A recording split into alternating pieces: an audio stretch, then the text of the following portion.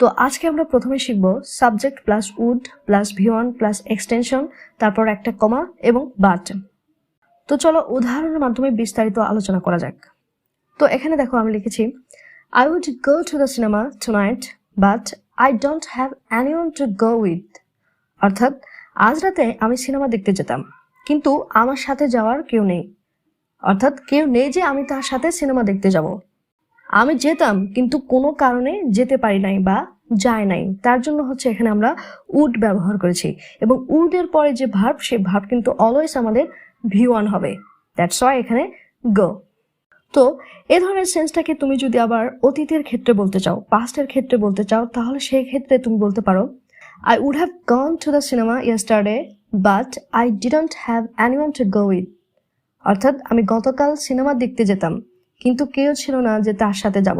তো এখানে দেখো পাস্ট করার ক্ষেত্রে আমরা উড গো এর জায়গায় উড হ্যাভ গন ব্যবহার করেছি এবং টুনাইট দ্যাট মিনস আজকের ক্ষেত্রে আমরা হচ্ছে টুনাইট এবং কালকের ক্ষেত্রে সেটা হচ্ছে আমরা ইয়েস্টারডে, পাস্টের ক্ষেত্রে ইয়েস্টারডে ব্যবহার করেছি এবং আই ডোন্ট এর পাস্টের ক্ষেত্রে আই ডিডন্ট ব্যবহার করেছি। তো আশা করছি বিষয়টা বোঝা গেছে। তো নেক্সট এক্সাম্পলটি লক্ষ্য করো। She would buy a new phone but she doesn't have enough money।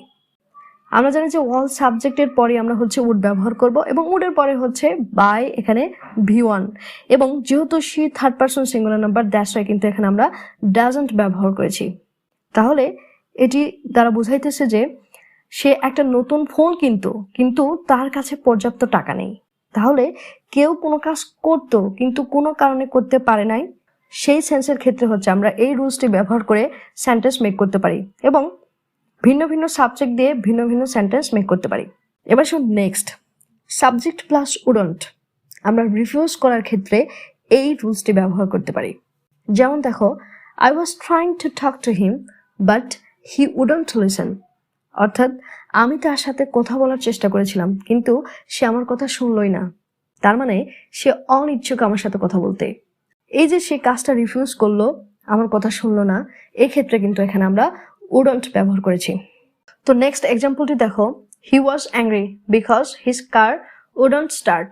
অর্থাৎ সে রাগান্বিত ছিল কারণ তার গাড়িটা স্টার্ট হচ্ছিল না। কার রিফিউজ টু স্টার্ট। নেক্সট হচ্ছে উড এবং ইউজ টু এর মধ্যে পার্থক্য। তো অনেকেই অনেক বেশি কনফিউজড এই উড এবং ইউজ টু নিয়ে। তো আজকে এই কনফিউজটাই দূর করব।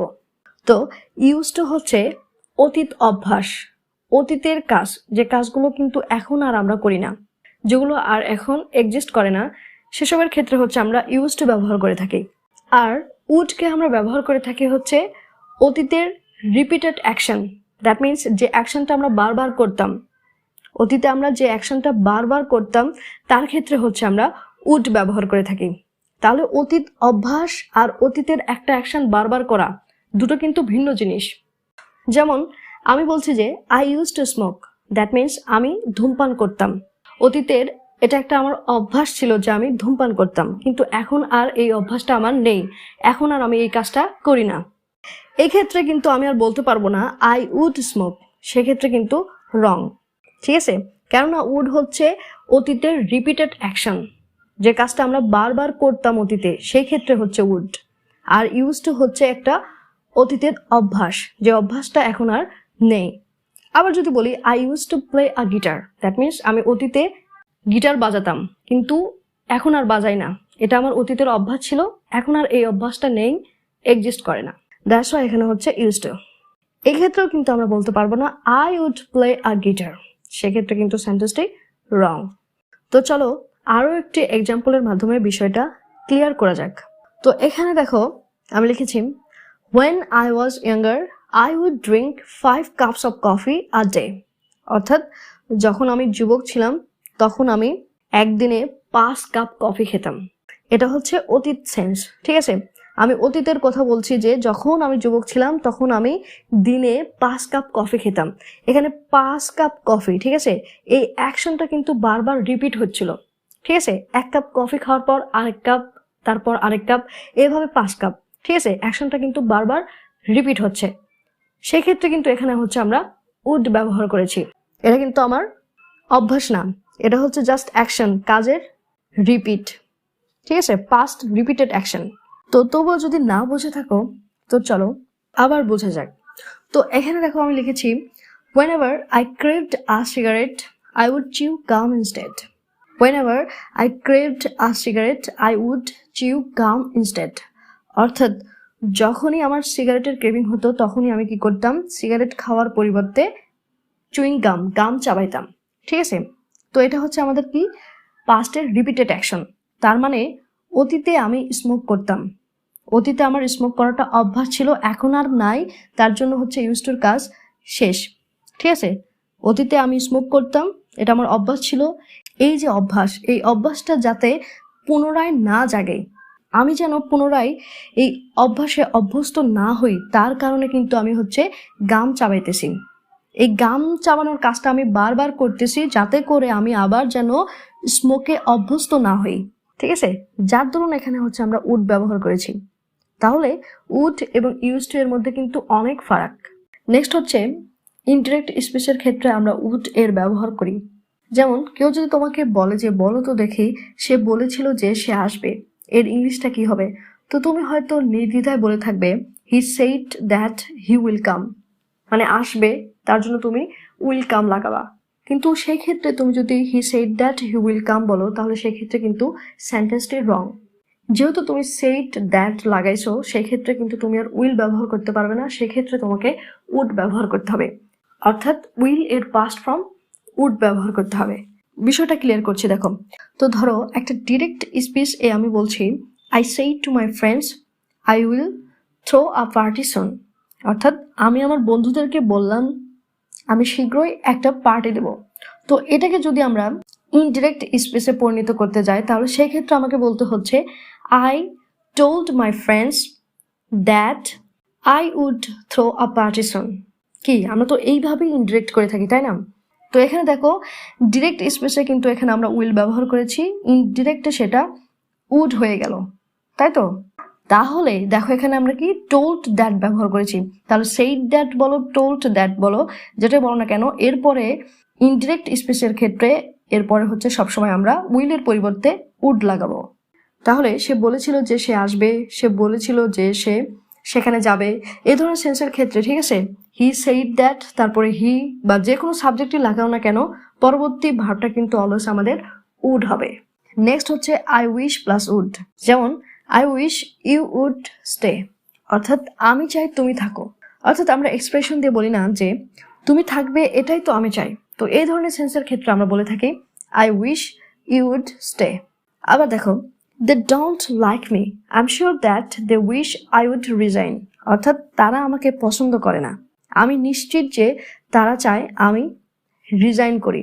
দ্যাট মিনস আমি রিজাইন করব, এটাই তারা চায়। এই ধরনের সেন্সের ক্ষেত্রে হচ্ছে আমরা আই উইশ প্লাস উড ব্যবহার করে থাকি। নেক্সট হচ্ছে উডন্ট প্লাস ইভেন দো। যেমন দেখো she wouldn't change it even though she knew it was wrong. অর্থাৎ সে এটা পরিবর্তন করবে না এমনকি যদিও সে জানতো এটা ভুল, সেটা করবে না এমনকি যদিও জানতো। এই ধরনের সেন্সের ক্ষেত্রে কিন্তু আমরা উডন্ট প্লাস ইভেন দো ব্যবহার করে থাকি। আবার যদি বলা হয় যে দে wouldn't go there even though they were invited. অর্থাৎ তারা সেখানে যাবে না এমনকি যদিও তাদের আমন্ত্রণ করা হয়েছিল। দ্যাট মিনস এমনকি যদিও তাদের আমন্ত্রণ করা হয়েছিল তবুও তারা সেখানে যাবে না। এই ধরনের সেন্সের ক্ষেত্রে তোমরা এই রুলসটি ব্যবহার করতে পারো। নেক্সট হচ্ছে হু উড হ্যাভ থট। কে জানতো, কে ভাবতো এমনটা হবে বা এমনটা ঘটবে। এই ধরনের সেন্সের ক্ষেত্রে আমরা এই রুলসটি ব্যবহার করতে পারি। যেমন who would have thought I would get you. কে জানতো আমি তোমাকে পাবো। অর্থাৎ কে জানতো এমনটা ঘটবে যে আমি তোমাকে আমার জীবনে পাবো। এখানে যদি তুমি উড ব্যবহার করো এখানেও তোমাকে উড ব্যবহার করতে হবে। আবার তুমি হু উড হ্যাভ থট এরপরে দ্যাটও ব্যবহার করতে পারো। যেমন who would have thought that she would come. অর্থাৎ কে জানতো যে সে আসবে। তো একটা যে এর জন্য আমরা এখানে দ্যাট ব্যবহার করছি। নেক্সট হচ্ছে পোলাইট রিকোয়েস্ট, অফার্স, ইনভাইটেশন, এগুলোর ক্ষেত্রে হচ্ছে আমরা উড ব্যবহার করে থাকি। যেমন দেখো would you drop my son to his school. তো এখানে আমরা কিন্তু দেখো পোলাইট একটা রিকোয়েস্ট, ভদ্রভাবে রিকোয়েস্ট করলাম যে আপনি কি আমার ছেলেকে তার স্কুলে পৌঁছে দিবেন বা ছেড়ে দিবেন। আবার দেখো would you please fast the jelly. অর্থাৎ দয়া করে তুমি কি জেলিটা আমার দিকে পাস করবে? অর্থাৎ তুমি যদি কোনো কিছু তোমার দিকে পাস করে নিতে চাও তাহলে সেই ক্ষেত্রে তুমি সেন্টেন্সটি উড ইউ প্লিজ দিয়ে মেক করতে পারো। আর এখানে জেলির জায়গায় যে কোনো কিছু তুমি লাগাই দিবা। লাইক ধরো তুমি কোনো একটা বই পাস করতে চাচ্ছ, তাহলে বুক, সল্ট, হেডফোন, যে কোনো খাবার বলো, যে কোনো কিছু যদি তুমি পাস করে নিতে চাও তাহলে সেই ক্ষেত্রে জাস্ট এই জেলির জায়গায় সেটা লাগাই দিবা। তো এখানে তুমি উড এবং কুড ইন্টারচেঞ্জেবলি ব্যবহার করতে পারো, ঠিক আছে? আবার এই would you please first the jelly এটাকে তুমি উড ইউ মাইন্ড দিয়েও করতে পারো। সেই ক্ষেত্রে তুমি বলতে পারো would you mind passing the jelly. যদি তুমি মাইন্ড, উড ইউ এর পরে যদি মাইন্ড ব্যবহার করো তাহলে মাইন্ডের পরে যে ভার্ব থাকবে সেই ভার্বের সঙ্গে তোমাকে আইএনজি যোগ করতে হবে। Would you mind passing the book. আবার অফার দেওয়া বা নেওয়ার ক্ষেত্রেও কিন্তু আমরা উড ব্যবহার করে থাকি। যেমন ধরো তুমি রেস্টুরেন্টে খেতে গেছো, তো ওয়েটার তোমাকে বলতেছে what would you like to eat, মানে আপনি কি খেতে চান। অথবা কোনো একটা খাবারকে মেনশন করে বলতে পারে would you like some chicken, would you like some coffee, would you like some tea, এইভাবে, ঠিক আছে? তো তুমি তার প্রেক্ষিতে যদি উত্তর দিতে চাও তাহলে সেই ক্ষেত্রে তুমি বলতে পারো I would like some coffee, I would like some tea, এরকম, ঠিক আছে? তো অনেক কিছু প্রায় শিখে ফেললাম। তো এবারে কন্ডিশনাল সেন্টেন্সের ক্ষেত্রে হচ্ছে আমরা উড এবং উড হ্যাভ ব্যবহার করব। অর্থাৎ আনরিয়াল বা হাইপোথেটিক্যাল সিচুয়েশনের ক্ষেত্রে হচ্ছে আমরা উড এবং উড হ্যাভ এর ব্যবহার শিখব। তো এক্ষেত্রে হচ্ছে আমরা দুটো কন্ডিশনাল সেন্টেন্স ব্যবহার করব, একটা হচ্ছে সেকেন্ড কন্ডিশনাল আর একটা হচ্ছে থার্ড কন্ডিশনাল। তো আমরা সাধারণত জানি যে কোন একটা কন্ডিশনাল সেন্টেন্স সাধারণত ইফ দিয়ে স্টার্ট হয়, তাই তো? টাইপ 2 কন্ডিশনাল সেন্টেন্সের ক্ষেত্রে ইফ ক্লোজটি আমরা হচ্ছে পাস্ট সিম্পল টেন্স দিয়ে গঠন করব এবং মেইন ক্লোজটিতে আমরা জাস্ট উড ব্যবহার করব, জাস্ট উড, ঠিক আছে? যেমন এক্সাম্পল লক্ষ্য করো, if it rained you would get wet, অর্থাৎ যদি বৃষ্টি আসে তবে তুমি ভিজে যাবে। ইফ ইট রেইনড, এখানে রেইনটা কিন্তু হচ্ছে ভার্ব হিসাবে ব্যবহার করা হয়েছে, ঠিক আছে? তাহলে দেখো ইফ দ্বারা ক্লোজটি কিন্তু এটা কিন্তু আমাদের পাস্ট সিম্পল, ইট প্লাস হচ্ছে ভার্ব V3, দ্যাট মিনস এটা হচ্ছে আমাদের পাস্ট সিম্পল টেন্স। এবং দেখো এখানে কিন্তু আমরা জাস্ট উড ভার্ব ব্যবহার করেছি, ঠিক আছে? যেমন আরো কিছু এক্সাম্পল দেখো, if I were you I would give up smoking, অর্থাৎ আমি যদি তুমি হতাম তাহলে আমি ধূমপান করা ছেড়ে দিতাম। ইফ শি নিউ, যদি সে জানতো হাউ টু স্পিক ইংলিশ, কিভাবে ইংরেজিতে কথা বলতে হয়, she would get many jobs, তাহলে সে অনেক চাকরির অফার পেত, অনেক জব পেত, ঠিক আছে? তো এবার এসো থার্ড কন্ডিশনাল। থার্ড কন্ডিশনাল সেন্টেন্সের ক্ষেত্রে কন্ডিশনটা হচ্ছে ইফ ক্লোজটিতে তুমি যদি হ্যাড প্লাস V3 ব্যবহার করো তাহলে পরবর্তী মেইন ক্লোজ ওইটাতে তোমাকে উড হ্যাভ প্লাস V3 ব্যবহার করতে হবে। If the company had treated me well I wouldn't have left the job, অর্থাৎ যদি কোম্পানিটা আমাকে ভালোভাবে সেবা দিত তাহলে আমাকে চাকরিটা ছাড়তে হতো না। দ্যাট মিনস আমি চাকরিটা ছাড়তাম না যদি কোম্পানিটা আমাকে ভালোভাবে সেবা দিত। আর এখানে দেখো ইফ তারপর দ্য কোম্পানি, এখানে হচ্ছে সাবজেক্ট, এরপর কিন্তু হ্যাড প্লাস V3, ট্রিটেড এটা কিন্তু V3 ভার্বের পাস্ট পার্টিসিপল, এবং পরবর্তী যে মেইন ক্লজ সেখানে কিন্তু আমরা দেখো উড হ্যাভ প্লাস V3 ব্যবহার করেছি। তো যদি না বুঝে থাকো তাহলে তোমাকে দেখো এখানে একটা সেন্টেন্স কি সেকেন্ড কন্ডিশনাল একটা সেন্টেন্স আছে, if it rained you would get wet. তো এই সেকেন্ড কন্ডিশনালটাকে যদি আমরা থার্ড কন্ডিশনালে পরিবর্তন করি তাহলে সেই ক্ষেত্রে হচ্ছে if it had rained you would have gotten wet, অর্থাৎ যদি বৃষ্টি হতো তাহলে তুমি ভিজে যেতে। I would have bought you a present if I had known it was your birthday. I would have bought you a present if I had known it was your birthday. আমি যদি জানতাম তোমার জন্মদিন তাহলে তোমার জন্য একটা গিফট কিনতাম, যদি জানতাম তাহলে কিনতাম। এই ধরনের সেন্টেন্সের ক্ষেত্রে হচ্ছে আমরা থার্ড কন্ডিশনাল সেন্টেন্স মেক করে থাকি। তো কন্ডিশনাল সেন্টেন্সের ক্ষেত্রে শুধু যে উডেরই ব্যবহার আছে তা কিন্তু নয়, উড, মাইট এগুলোরও ব্যবহার আছে, ঠিক আছে? তো আজকে জাস্ট আমরা উড নিয়ে কথা বলতেছি, তার জন্য আমরা হচ্ছে উডের ব্যবহারটাই শিখালাম, ঠিক আছে? তো থার্ড কন্ডিশনাল নিয়ে আমরা একটা বিস্তারিত ক্লাস অলরেডি চ্যানেলে দেওয়া আছে, ডেসক্রিপশন বক্সে লিঙ্ক দেওয়া থাকবে, তোমরা সেখানে গিয়ে দেখে নিতে পারো।